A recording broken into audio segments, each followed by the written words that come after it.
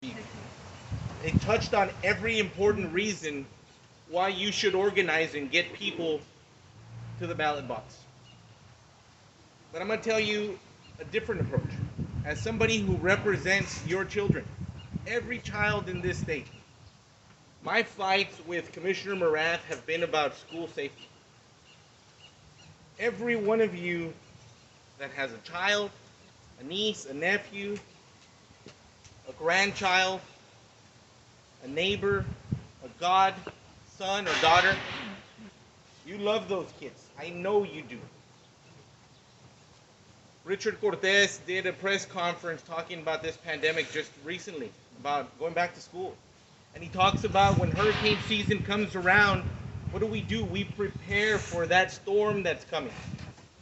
Our schools are about to receive 100% of our kids face to face because we have a governor in this state who is forcing Commissioner Morath to bring everybody back and lifting the requirement mandating a mask. You can strongly suggest it, but you can't mandate it. So school boards are powerless to say you're going to wear it for the safety of your kids, my kids, for the safety of our employees at whatever department that they're in. And that is scary because hospitalization rates in this county have skyrocketed. I think they're at 13% right now. 100% of the people that are being brought into the hospitals right now are unvaccinated individuals. We know that you can't get a vaccine unless you're over 12. I'm married to an elementary principal. What's she going to do when all of her elementary students come back in and they're not allowed to mandate that children wear a mask? Are we really willing, as parents, as grandparents, as uncles, as aunts, as neighbors, to sacrifice the lives of our kids because of a tyrant governor who won't allow a path for funding in the event of an outbreak at a school, for that school to go into a virtual option? That's not allowed right now. They will not fund that virtual option. So if you did not hear enough reasons why you need to organize and why it's so important, everything that Cassandra talked about, everything that the chairman talked about, do it for your kids. Do it for every child in Texas.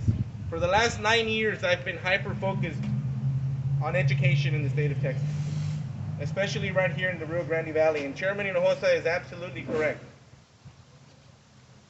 This is the poorest. I represent the poorest, the lowest socially economic disadvantaged Board of Education district, not only in the state, but in the country. In the country. And I'm just going to throw a arbitrary number at you. We're in McAllen. We're in the McAllen School District.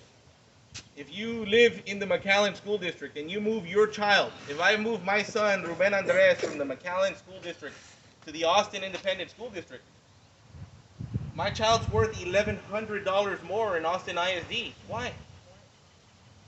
Why does Austin get more money than McAllen or Brownsville or Edinburgh or La Jolla? But, I got tired of Austin. There's too much traffic, so I'm going to move out to the suburbs of Houston, out to the Woodlands.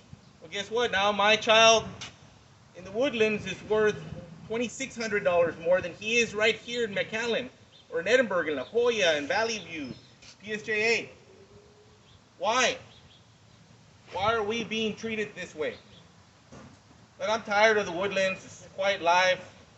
I'm going to head up to Dallas, Highland Park. My child's now worth $3,600 more than he's worth right here. This is what is happening to us.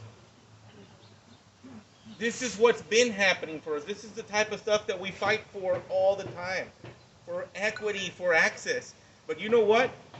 Despite the fact that trustees like Garcia back there in Edinburgh and trustees all across this region have to do more with less, despite the fact that we have less. This area that we call Region 1, that comes from Laredo down to Willacy County, outperforms every other region in the state of Texas, academically on every measured index. Despite the fact that we are the poorest, we have the highest rate of students going into college because we have tremendous partnerships with our higher education institutions. More and more students are graduating in Hidalgo County with associate's degree because of those partnerships with South Texas College. These are the types of things that we need to cultivate in this state. It's these reasons and many others why I am going to be seeking a fourth term on the Board of Education next year. And it's for those reasons and many others that I come over here to ask you for your continued support, because our children are too important for us to let them down. I have fought for them for the last 9 years, and with your help, I will continue to be the loudest voice on the Board of Education. Thank you guys so much. God bless you.